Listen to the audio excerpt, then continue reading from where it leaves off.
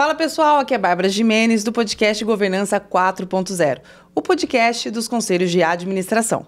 E no episódio de hoje, eu tenho o prazer de receber na nossa bancada Mário Mendes, empresário multissetorial e um entusiasta da governança corporativa no Brasil.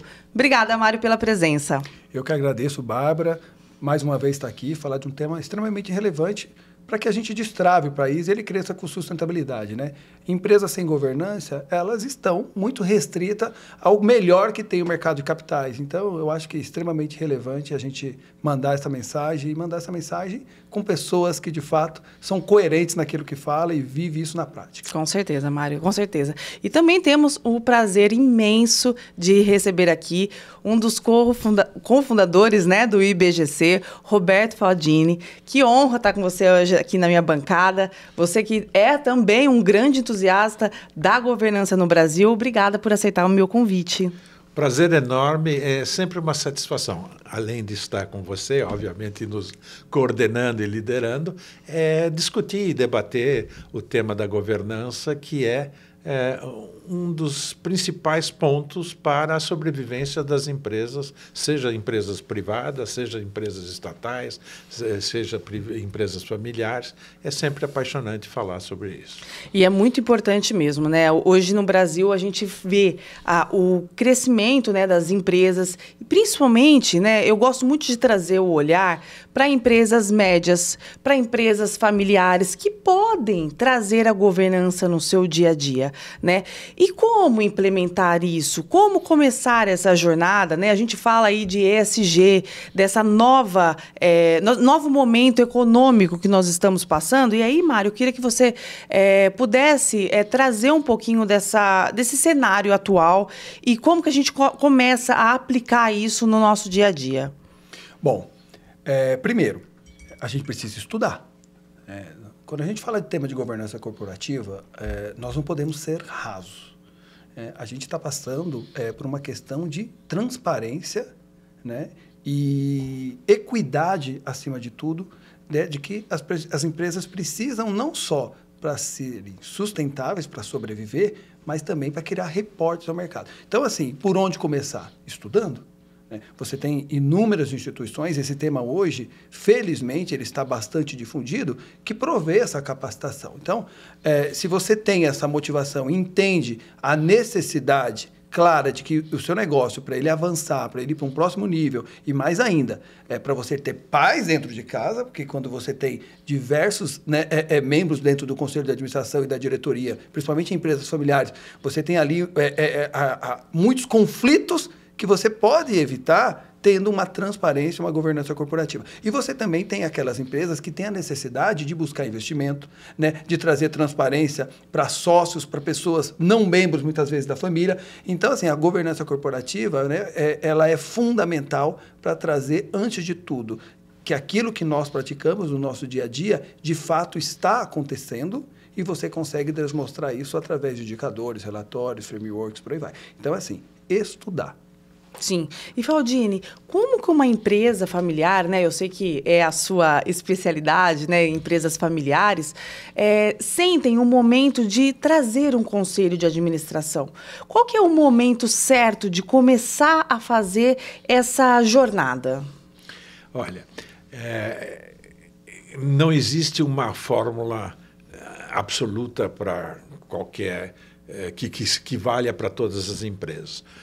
Você disse que eu sou um especialista, não é bem um especialista, é que eu vivo isso até antes de eu ter sido concebido, né? Quando meus pais me conceberam, eu já estava dentro do ambiente de empresa familiar, seja do lado de mãe, seja do lado de pai, depois também me casei com filha de empresário, então a minha vida toda, empresa familiar, é ligada a isto.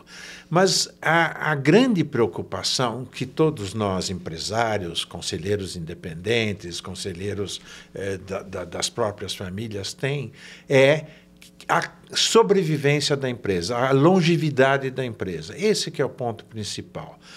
Como o Mário estava falando, a governança é uma ferramenta muito relevante para a sobrevivência e longevidade das empresas. Mas não basta você ter um conselho de administração. Você pode ter um conselho consultivo, você pode ter pessoas que te ajudam neste caminho da longevidade das empresas. Então, o momento... eu me lembro do meu professor João Bosco Lodi, que foi onde eu fui cofundador do IBGC com ele, que foi meu professor na GV, nos anos que eu estava fazendo administração, e perguntei para ele quando era o momento de se pensar na sucessão e quando era o momento de se substituir as regras do jogo para buscar essa longevidade. Eles, no momento em que você começa. Portanto, desde o início você tem que estar pensando. E, se você me permite, Mário, não é só estudar. Estudar, sem dúvida nenhuma, é um dos fatores mais relevantes para qualquer coisa nas nossas vidas. Sim. Mas mais importante do que estudar é o mindset. Você precisa ter, filosoficamente, isto enraigado na sua maneira de olhar, principalmente nas empresas familiares, porque sem isto você não consegue nem estudar adequadamente e nem implementar qualquer coisa que vá na direção de uma conselho, da própria governança. Porque a governança não é só o conselho de administração. Governança é um todo, que inclui o conselho de administração, ou um conselho consultivo, ou a organização da empresa e a organização, principalmente nas empresas familiares, da família, das famílias que tocam o negócio. E trazer, né, essa consciência de uma sucessão familiar, ela realmente tem que estar na base, né? Porque imagina, a gente se espera uma sucessão depois de um certo tempo, talvez você não tenha o tempo correto para trazer uma parte sedimentada.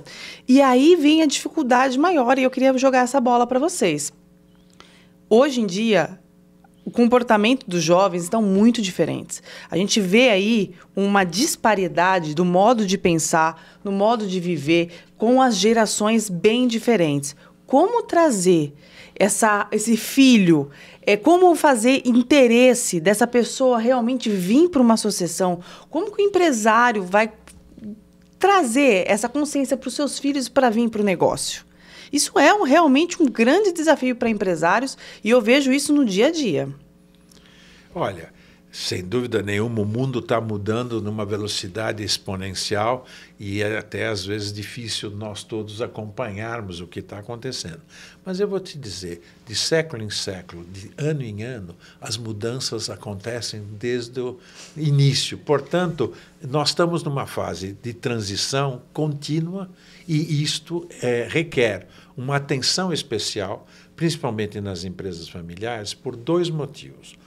Se o princípio básico é a longevidade e a continuação dos negócios, a pergunta que se faz é se há um fundador ou fundadores que se escolhem para começar um negócio, o que vai acontecer no momento seguinte? O momento seguinte, ou seja, ao longo dos anos, as pessoas, como todos nós, vamos envelhecendo, vamos tendo um menor vigor e as empresas precisam ter o tempo todo a força e a dinâmica da busca de novas soluções, etc. e tal.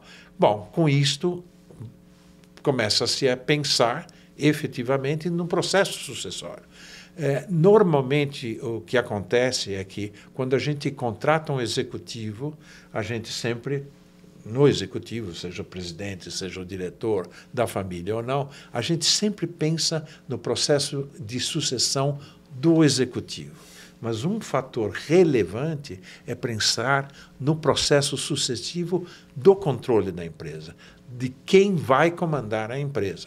Porque, na minha experiência, de anos e anos que eu milito nessa área, eu digo a vocês com absoluta convicção que não é governo, não é câmbio, não é mercado, não é nenhuma condição outra que destrói mais uma empresa do que o processo sucessório e os problemas das famílias que controlam as empresas. Olha que interessante, Mário.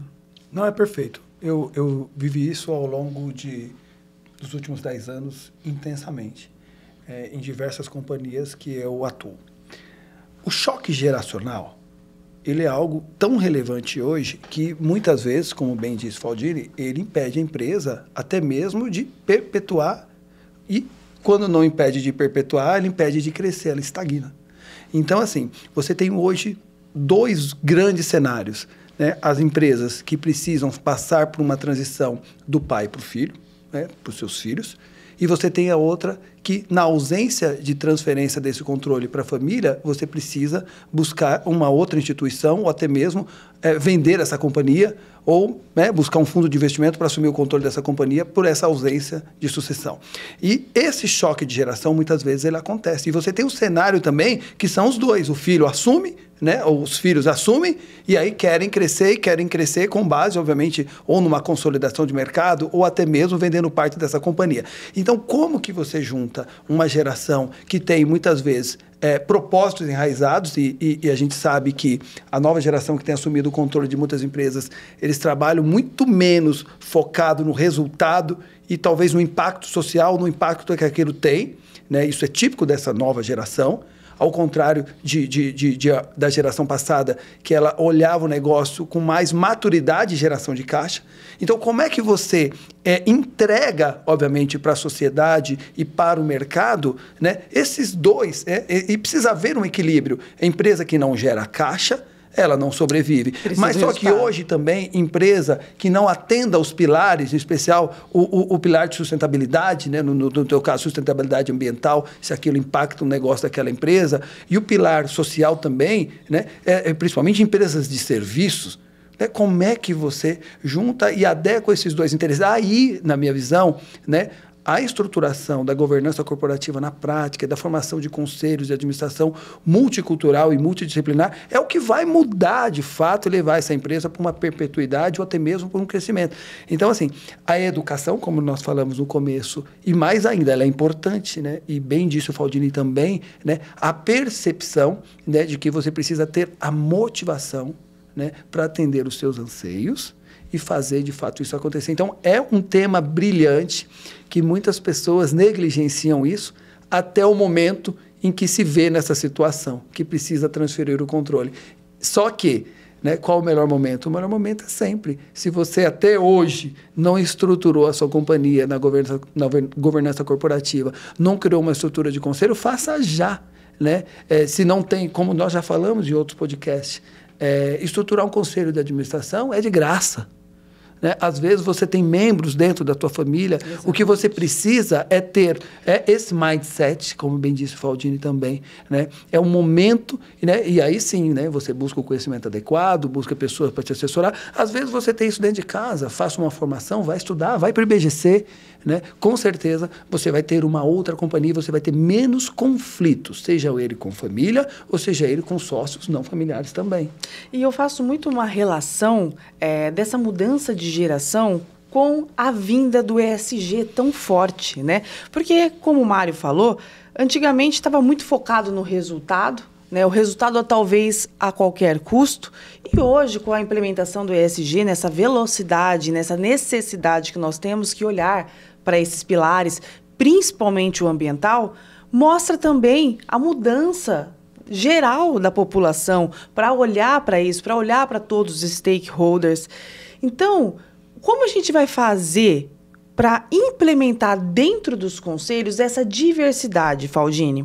Você acredita que é difícil, dentro de conselhos, a gente trazer uma diversidade mais plural, com conselheiros mais jovens, com etnias diferentes, com classes sociais diferentes? É difícil implementar isso na prática, essa realidade?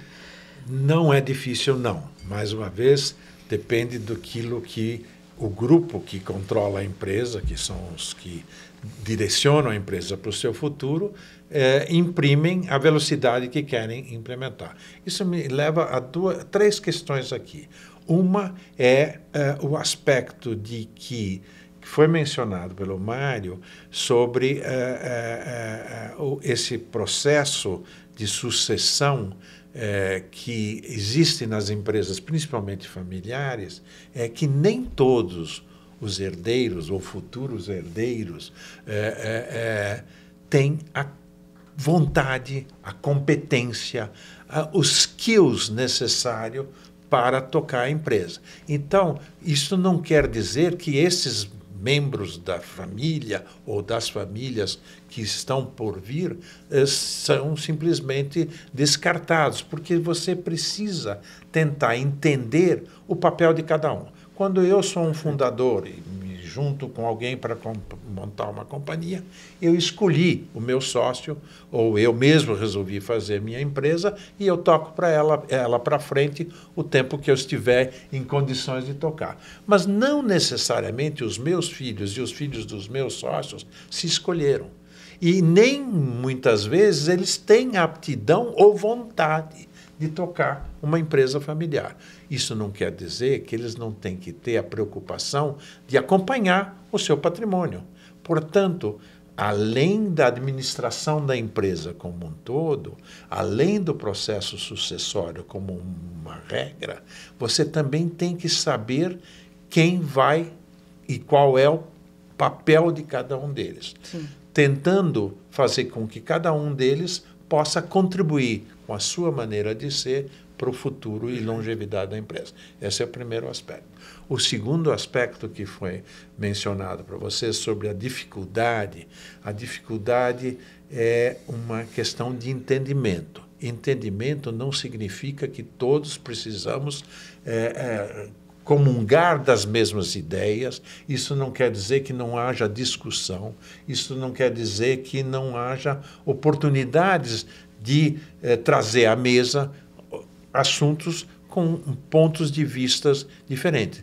Mas o que precisa ter todos em conjunto é um objetivo único, o objetivo da longevidade da empresa e do sucesso da empresa, sem o qual você também não consegue montar a estrutura da governança da empresa. Qual é o conselho ideal? É aquele que pode atender às necessidades futuras da companhia.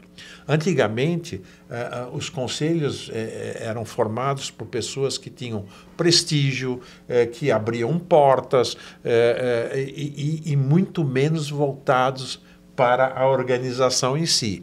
Hoje em dia, você tem a necessidade de ter pessoas que abrem portas, sem dúvida nenhuma, tem pessoas que olham para a organização como um todo, mas também tem que olhar esse aspecto que vocês mencionaram sobre o ESG. Agora, o ESG, tudo, para mim, pelo menos do meu ponto de vista, o G é que comanda tudo, o G da governança.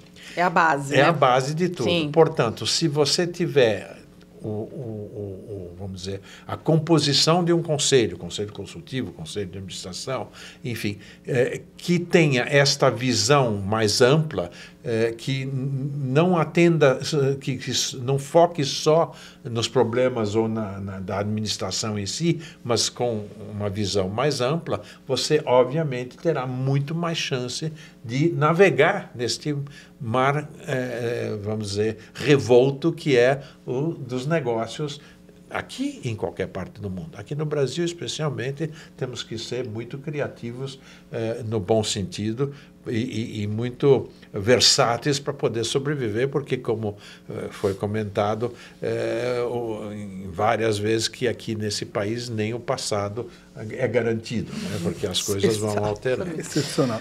Exatamente. E eu fico muito, muito feliz de ter feito o curso lá no IBGC, né? Me formei como conselheira lá.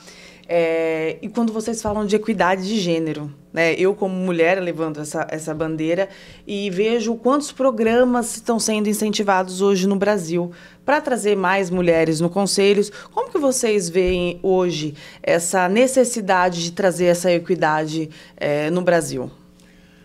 Bom, obviamente que a diversidade te traz o benefício de você ter pontos de vistas com vieses diferentes. Isso é muito importante para a sobrevivência da empresa ou para o dia a dia da empresa, para o crescimento, etc, etc. O ESG, voltando para ele, eu faço uma analogia com o controle de qualidade na década de 50, 60, 70. Naquela época, começou com Deming no Japão e depois nos Estados Unidos, dizendo, olha, todas as empresas têm que ter qualidade, porque se não tiver qualidade nos seus produtos, nos seus serviços, elas não sobreviverão. Ora, e aquilo virou uma coqueluche, todo mundo se preocupando em criar seus departamentos de qualidade, diretorias, gerências, etc, etc, etc. E eu pergunto a vocês, hoje em dia, alguém fala sobre qualidade? Não se fala mais em qualidade. Mais. Ou você tem, ou você está fora do mercado. Está absolutamente intrínseca à necessidade dos serviços. No meu modesto ponto de vista, ESG, que está agora com tanto vigor e com tanto cursos e seminários e discussões, daqui a uns anos ninguém mais vai falar, porque ou as empresas introduzem isto como conceito, como mindset, como oxigênio mesmo. Como oxigênio da sua companhia, ou estarão fora.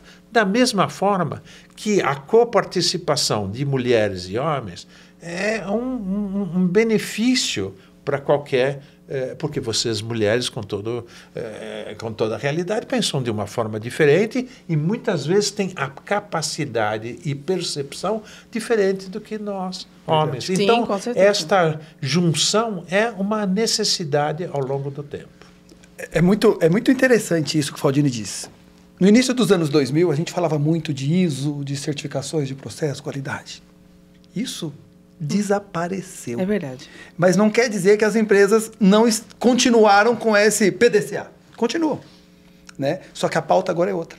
E é muito interessante que, antes de ontem, eu estava jantando com um membro do Conselho de Administração de uma grande autarquia, a maior do estado de São Paulo. E uma das maiores do estado de São Paulo. E ele é representante dos empregados no Conselho de Administração. E há muito conflito, né, segundo esse bate-papo que eu tive com ele, né, na tomada de decisão. Né, ele tem posse como conselheiro de administração, representando os empregados, né, e tem voto, assim como outros membros do Conselho de Administração. Sim. Só que os empregados, eles têm os seus interesses, que muitas vezes conflitam com os interesses da companhia. Então, até mesmo nas autarquias, as empresas de economia mista, né, você precisa ter uma equidade também nessa tomada de decisão. Você não pode ter um conselho, como a gente diz, só para inglês ver. Né? Então, a questão do ESG, dos interesses, da equidade, da igualdade, até mesmo as questões salariais e também de qualidade de vida que a empresa... hoje não adianta, você precisa também levar isso, né, essa qualidade de vida também para os seus colaboradores.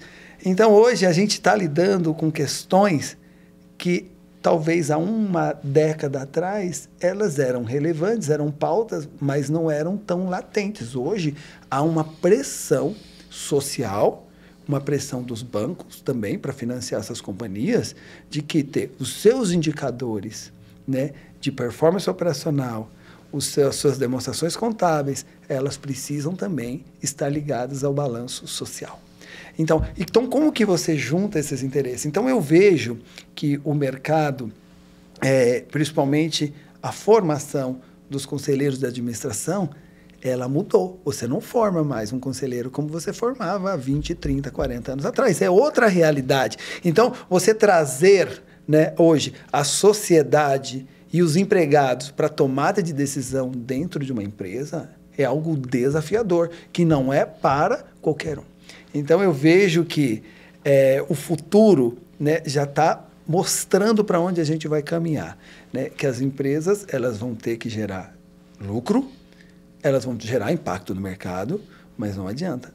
Elas vão ter que gerar obrigatoriamente impacto na sociedade. E é isso que o Faldini disse. Daqui a pouco nós não vamos falar mais disso. Nós vamos falar sobre outra coisa. Talvez os conselhos de administração vão ter que falar de inteligência artificial. Você vai ter uma posição ali focada ao impacto da inteligência artificial no teu negócio, porque a pauta do ESG ela já vai ser oxigênio e sobrevivência. Então, é muito interessante para onde as coisas, a sociedade vai caminhando e o impacto que isso vai transformando, vai entrando na sua Foi muito economia. interessante essa questão que vocês dois trouxeram, né? De qualidade, do ISO, quanto realmente era falado aquilo. E agora o ESG fala-se, e já vai ser incorporado como oxigênio e a gente nem vai falar mais nesse tema e vai vir o próximo, né? A questão de raça, gênero, a gente não vai discutir isso já. É claro, nesse primeiro momento, a gente precisa ter essa pauta muito clara dentro das tomadas de decisão, mas daqui a pouco, naturalmente, a organização está formada, os conselhos estão maduros, então você vai ter, muitas vezes, um conselho multicultural, né? E multirracial, né? Que hoje, basicamente, é quase que imposto, né? Você precisa ter uma cota racial dentro da tua companhia, você precisa ter uma cota de gênero. Esperamos, né, que em breve isso não precise mais ser uma discussão, que isso já esteja enraizado na cultura empresarial. Eu sou totalmente contra cotas, mas isso não vamos entrar nessa polêmica. Eu acho que, mais uma vez, é o mindset. As empresas e os empresários têm que ver o que é melhor para a sua empresa. Para longevidade, para continuidade, para o seu processo sucessório e assim por diante. Você tem que ter uma matriz de competências. Tem que fazer uma matriz de competências. O que eu preciso para a minha organização? Aquelas matrizes de competência, no meu ponto de vista, seja mulher, seja homem, seja LGBT, não importa. A matriz de competência tem que ser muito bem montada e eu empresário, eu grupo de trabalho, eu conselho, temos que buscar as pessoas que se encaixam nessa matriz de competências para você poder levar a coisa de uma forma salutar e saudável. Mas eu queria levantar mais um ponto que você suscitou aí e você também de uma forma indireta. Normalmente, as pessoas falam, não, governança corporativa, conselhos de administração, isso é coisa só para empresa grande. Exato. Não é. Mais uma vez, é mindset de como os empresários e aqueles que tocam a empresa têm que ver.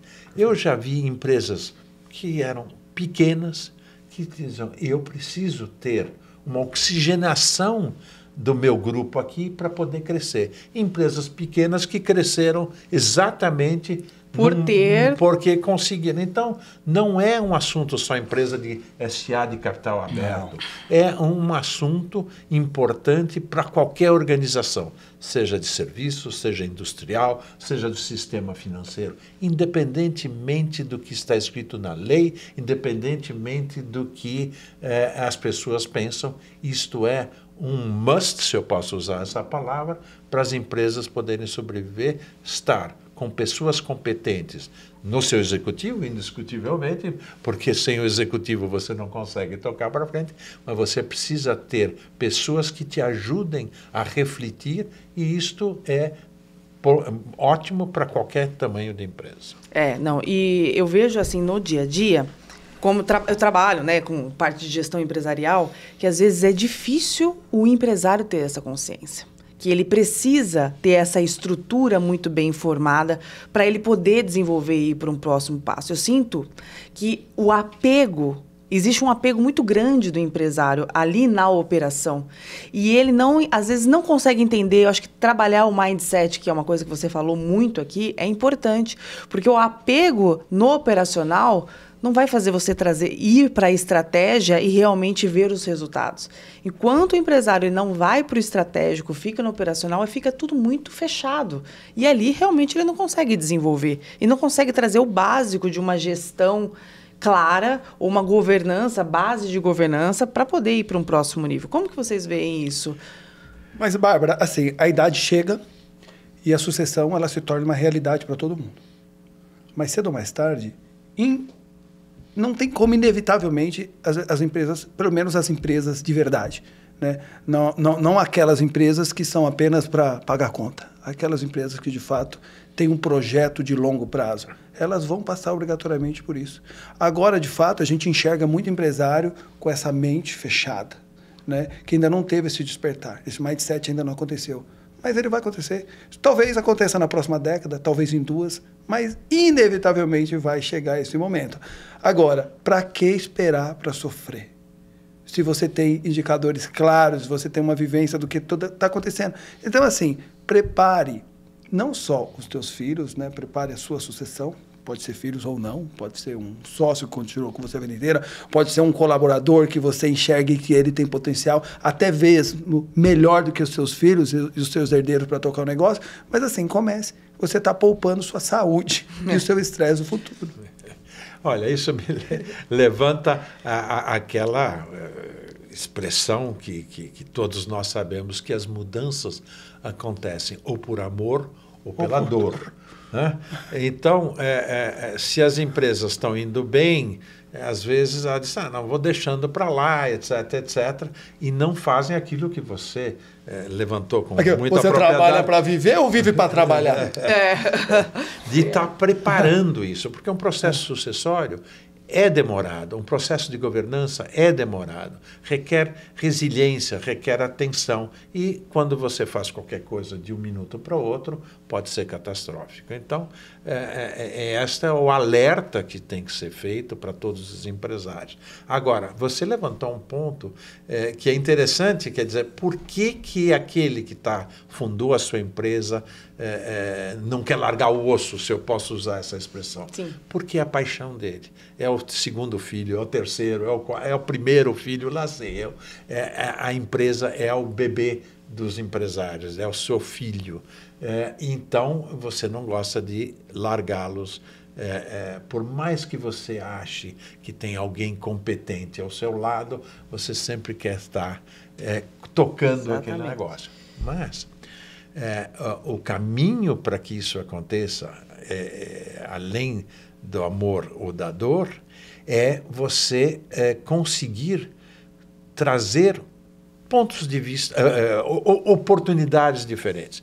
Se eu sou empresário, eu fundei minha empresa, eu estou tocando, ela está indo bem, para que eu vou largar o osso? Horas, bola, eu só vou largar o osso se eu tiver um osso melhor.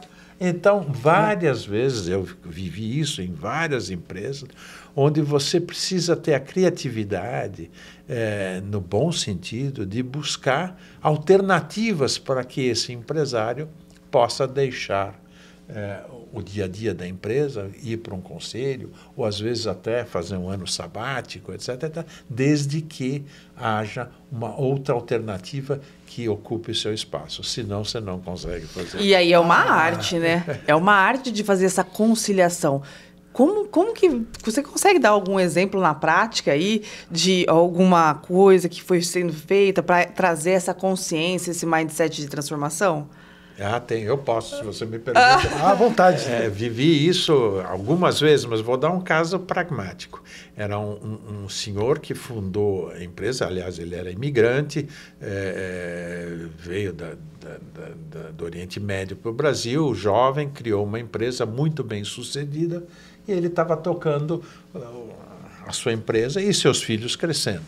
E tinha 2, 3 filhos, uma filha e 2 filhos, que já estavam aí na idade de 50 anos, 45, 50 anos, portanto, já maduros. Sim, né? Muito, né? Já caindo no pé essa fruta. E loucos para poder, enfim, começar. Eles trabalhavam na empresa, mas eram... Quase o príncipe Charles esperando. Exato, a rainha Elizabeth. E ele não largava o osso, em hipótese alguma. E os filhos, que foram eles que me chamaram para conversar sobre... Você foi chamado para socorrer. Exatamente. Pelos filhos, né? Pelos filhos. Às vezes são os filhos. Sempre tem que ter um porta-bandeira. Sim, né? Um que compra realmente essa bandeira. Mas então eles me chamaram e disseram, olha, papai ajuda, não deixa, socorro. não larga, não sei o quê. E aí, conversando com ele, levou um tempinho, etc, etc, tentar descobrir qual era a paixão frustrada dele. E a paixão frustrada dele era escrever livros. Ele gostaria de ser um escritor de livros. Então, com um jeitinho, a gente conseguiu convencê-lo a fazer a história dele, porque ele tinha uma história muito bonita.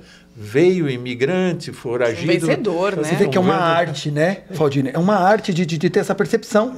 Mas você tem que conversar, diálogo é isso. E aí, quando ele disse, bom, então, estou pronto para fazer isso, foi aos poucos, até o ponto que ele disse, olha, eu vou ter que deixar o executivo aqui para poder tocar esse projeto da história da minha vida, meu livro, etc, etc. E aí, devagarzinho, o filho foi assumindo. Foi um caso prático que eu vivi. Lindo isso, que assim. Fantástico. É quase um trabalho psicológico, né? É quase ali uma mentoria. Sabe, isso que o Valdir me falou pra gente agora, isso me vem uma frase assim, que é muito de herdeiro, né? Não de sucessor. Executivo de sucesso transferido. Sabe, aquele que o pai teve um protagonismo no seu segmento, tornou líder de mercado, e aí o filho não tem aquela competência para tocar da forma como o pai tocava. Já a sucessão, aquela que é preparada, que você traz o filho realmente para sonhar junto contigo, que você desperta nele, né, a ambição, mas o sonho também. Né? Então, isso é muito com o que ele disse. Né? Os filhos queriam fazer essa sucessão, não foi imposta a eles. Então, isso é diferente. Né? Você tem esses dois cenários. Mas eu queria aqui, Bárbara, se você me permite, né, beber um pouquinho dessa fonte de conhecimento que é inesgotável do Valdir. Queria entrar um pouco no aspecto dos conselhos de administração nas empresas públicas. Por que eu estou dizendo? As empresas privadas, as listadas, as empresas de capital aberto, até mesmo as de economia mista, elas têm indicadores claros de performance, de geração de caixa e diversos outros. Mas as empresas públicas, puramente públicas, elas têm indicadores diferentes. Elas não precisam, muitas vezes, gerar lucro. Eu não estou dizendo aquelas que estão listadas, mas ela tem que ter um impacto na sociedade, ela precisa ter um agente político todo de acomodação. Como que você, se você já viveu isso, como que você pode falar um pouco, né, para quem está nos assistindo e também para uma aula para a gente, como que o conselho, como é que essa governança se comporta nesse cenário que é diferente desse que a gente está falando aqui agora, né? E, digamos assim, ele é muito filosófico, muito lúdico, né, e às vezes com indicadores diferentes, mas que no final tem que entregar algo para a sociedade, não obrigatoriamente é lucro. Bom, empresas estatais é um capítulo à parte que merece toda a consideração. Isso me lembra, ninguém é perfeito, eu já fui governo, eu fui presidente da CVM, que não deixa de ser uma entidade do governo, e naquela época eu, obviamente, analisava tanto as empresas de capital aberto, como as empresas estatais abertas, etc, etc, e fiz um statement naquela época que foi muito criticado por todo mundo, e hoje ainda é um assunto, no mínimo, polêmico, mas que eu continuo convencido. Empresa estatal de capital aberto só tem duas maneiras de existir. Ou fecha o capital ou privatiza. Porque não dá certo. Eu tenho essa mesma visão. Não dá certo. É impressionante exatamente pelas regras do jogo. Se é empresa capital fechado, estatal, os conselheiros, os dirigentes, os influenciadores políticos têm que entender que aquela empresa não é um cabide de emprego. Aliás, com a mudança das leis das estatais, é uma vergonha que este país está acontecendo nessa direção. Foi dificílimo fazer uma lei das estatais que tivesse regra. Sim. Regra de tempo para qualquer um assumir, regra de escolha, enfim, todas as regras. E agora estão jogando isso para fora e vai ser uma catástrofe que vai acontecer em todas as empresas, seja de capital aberto, seja desfechados, porque os políticos têm uma outra percepção, eles não são administradores de empresa. Se são, ótimo, mas se não são, não deveriam estar no conselho. O indicador é muito baseado no populismo, muitas vezes. Então, mas enfim, esse é um problema que esse país tem. Temos empresas estatais do governo federal, estatais do Estado, estatais municipais, e realmente a governança, com raríssimas exceções, são muito, enfim, frágeis e que não fazem aquilo que deveriam fazer. Lógico que sempre tem exceções de empresas bem administradas. Isso não quer dizer que os conselheiros profissionais ou alguns dos colaboradores dessas estatais têm excelente competência, mas as regras do jogo são completamente diferentes. Tem que obedecer aquilo que é a direção política. Empresa não é para ser um lugar de discussão política. Bom, mas eu queria pegar um outro gancho aqui, de um outro exemplo de empresa familiar, que aconteceu também, muito interessante. Aliás, por coincidência, eu dei uma entrevista gravada naquela época, isso já faz muitos e muitos anos, e sobre o processo sucessório, sobre a minha vida particular, etc., etc. E uma senhora assistiu, né? Porque era num horário que não era para nós empresários, nós consideramos, era um lugar, um programa mais para senhoras, etc., etc. E esta senhora me ouviu e achou que devia falar com o marido, porque ela estava sentindo que tinha alguma coisa errada lá. Fantástico. Isso deve ser mais comum do que eles imaginam. Com certeza. As mulheres têm um fator... O feeling, né? Tem um feeling especial. Sim. E aí... Porque muitas vezes elas estão assinando também. Exatamente. A maioria das vezes, né? Um cônjuge anuente. E aí o resumo da ópera, porque senão eu vou ficar aqui horas falando sobre isso. Ele e seus irmãos eram os que tocavam o dia a dia da empresa, um na área administrativa, outro na área comercial, outro na área industrial, e, obviamente, os filhos emergindo, querendo assumir a sua posição. E aí conversamos, etc, etc. O resumo da ópera é o seguinte: vamos profissionalizar esta gestão. Vamos criar um conselho de administração, que era um conselho consultivo, mas com os princípios básicos do Conselho de Administração, para poder tocar esse negócio. Demorou um pouquinho, mas foi assim que aconteceu. E os filhos queriam assumir a presidência executiva. Eles, bom, só pode ter termo de posse mesmo, né? Às vezes você pode ter co-presidências, mas ali tinha que ter um presidente só. Mas eles não estavam ainda maduros o suficiente para assumir. Quero dizer a vocês que colocamos em comum acordo o presidente executivo de fora. Era a primeira vez que vinha um presidente executivo profissional para tocar na empresa. Isso gera um ciúme. Isso gera um ciúme. Isso gera um ciúme. Mas o resumo da ópera tive que trocar 4 presidentes executivos até o momento que o filho tinha condições de tocar e está fazendo um trabalho até hoje maravilhoso. Bárbara, isso, desculpe até te cortar, isso me vem várias imagens já na minha mente, eu já passei isso algumas vezes. E quando você tem um alinhamento muito positivo entre esse diretor-presidente que você contratou do mercado com o fundador, e você ter outros membros que são da família, os ciúmes, que são filhos, isso é terrível. Isso é o dia a dia de empresas familiares no Brasil. Igual, eu tenho certeza que às vezes trocou 3 diretor-presidente e pessoas muito competentes. Competentes. Não deixam de ser competentes, mas ali tem que ter a habilidade, né, de navegar. Isso. É o soft skill, né, de tratativa com as pessoas ali, o detalhe, né, de conseguir administrar isso. Porque muito mais do que uma habilidade profissional, ele precisa ter uma habilidade emocional para lidar com isso. E a gente tem que falar. É Darwin puro, o mais adaptado.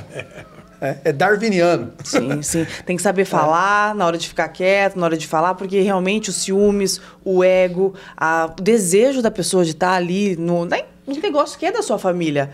E muito resultado. Essa transição, ela passa por, na minha visão e experiência, por 2 aspectos. Primeiro, de você levar paz aonde às vezes não havia paz, né? Então, isso é uma principal mudança que você tem. Às vezes, é irmão brigando com o irmão ganha diferente do irmão, um irmão que coloca a mão no caixa. Então, se você trazer paz, né, e digamos assim, esse equilíbrio, você já resolveu um baita de um problema.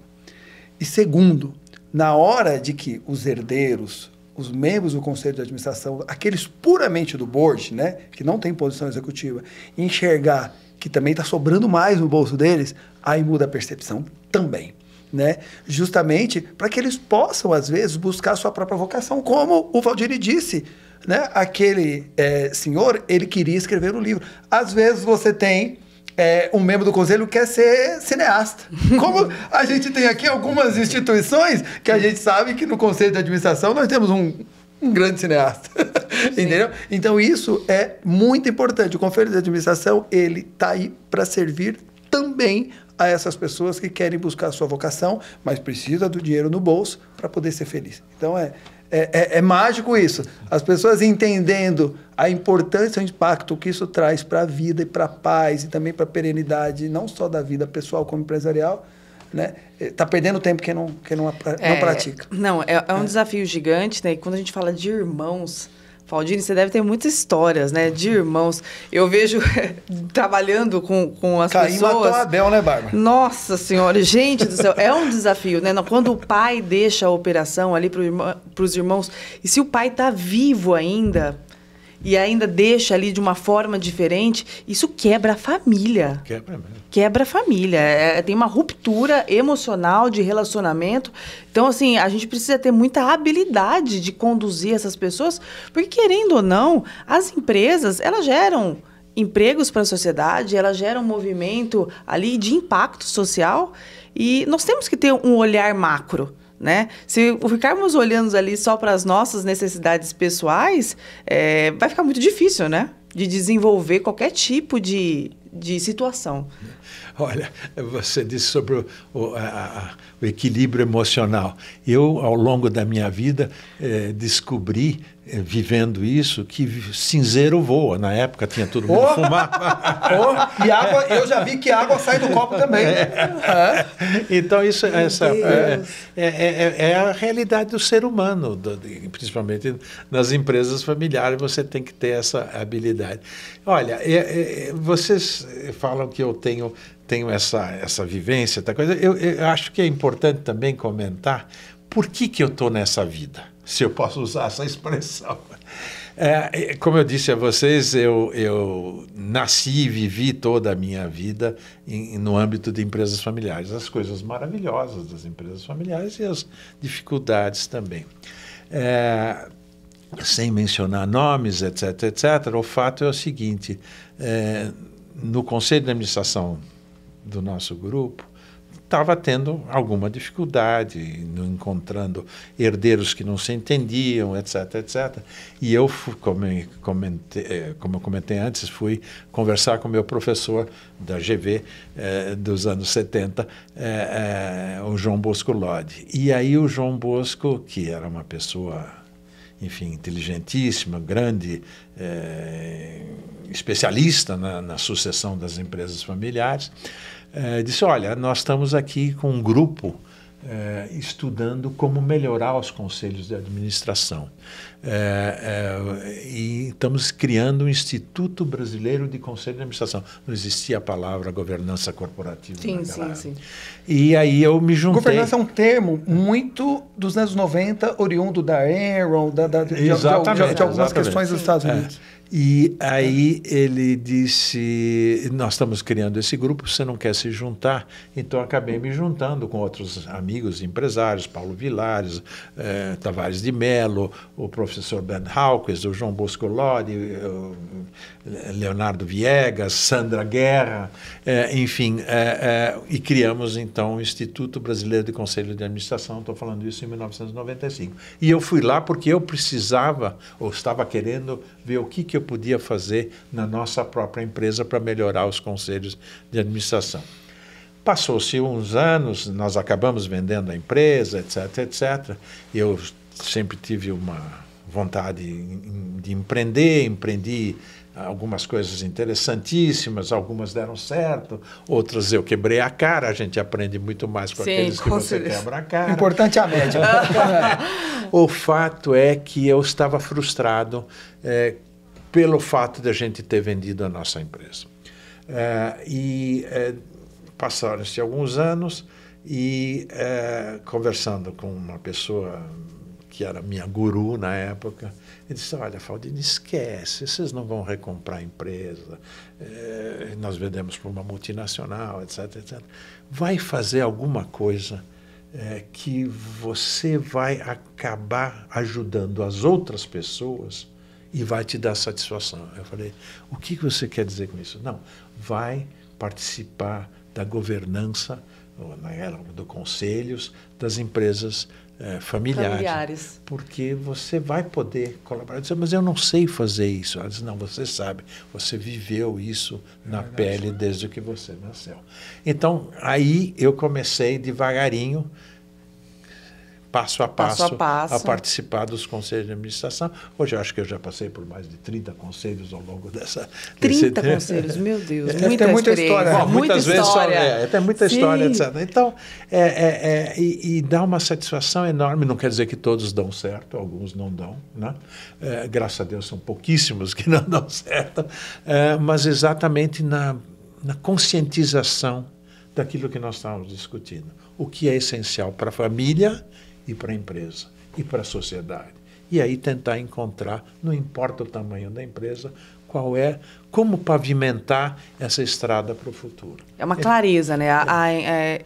Precisa se desenvolver essa clareza na estratégia, na cultura, aonde você quer chegar. Às vezes acha que isso é muito básico, né? No final da conta é simples. No final das contas é simples. Aonde eu quero chegar, como eu quero ser visto no mercado. Então, assim, essa necessidade, e voltamos para o tema, mindset. Né? O mindset de onde nós queremos estar. Então, assim, acho fantástico. Eu estou muito feliz com o podcast de hoje. E queria muito agradecer a presença de vocês aqui, né? Quero deixar que vocês façam aqui as considerações finais, né, Mário? Do podcast de hoje, que foi fantástico. Eu estou muito feliz com a presença de vocês. E, Mário, por favor, deixe suas considerações finais aqui para a gente. Bárbara, eu quero agradecer você por me dar o privilégio de beber da fonte de conhecimento aqui do Faldini. Eu aprendi muito aqui com ele hoje. Eu acho que a lição que fica aqui é o despertar, né? O despertar que, para a gente ser feliz acima de tudo, né? Quando a gente toma posse de uma empresa e a gente é parte de um negócio, muda, né? Para que a gente seja feliz. Qual é aquela frase que você fala, Mário, da família, empresa? Você falou para mim uma vez, eu já usei essa palavra sua, que você fala com a sua esposa.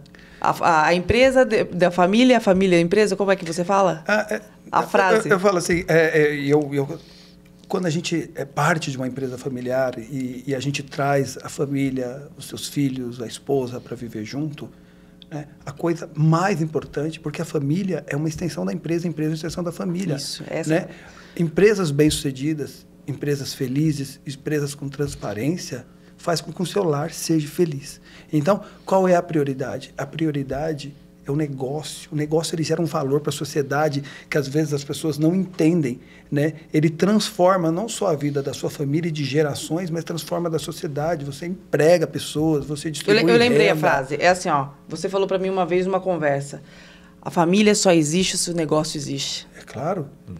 Você falou isso para mim e isso ficou na minha cabeça. Claro. Muitas vezes. Eu achei fantástico essa conclusão. E empresa familiar, assim, que a gente estava no bate-papo antes falando, e isso para mim é uma realidade. Eu vivo isso. Você muitas vezes investe no seu filho, paga a melhor escola, os melhores valores, acompanha o desenvolvimento dele. Esse filho, muitas vezes, ele é preparado por você, investido por você, né? Se ele quer, é uma coisa. Mas às vezes você não abre espaço para ele trabalhar, justamente, às vezes por essa arrogância de querer fazer tudo sozinho. Sim. E você investiu tanto nele, ele vai para o mercado. Vai gerar valor, às vezes, para outra família, às vezes para o seu concorrente, ou até mesmo, né? Você vai ter ali uma pessoa que tinha uma vocação, uma dedicação a você, e às vezes, por você ser frio e arrogante, você não deu espaço para ele.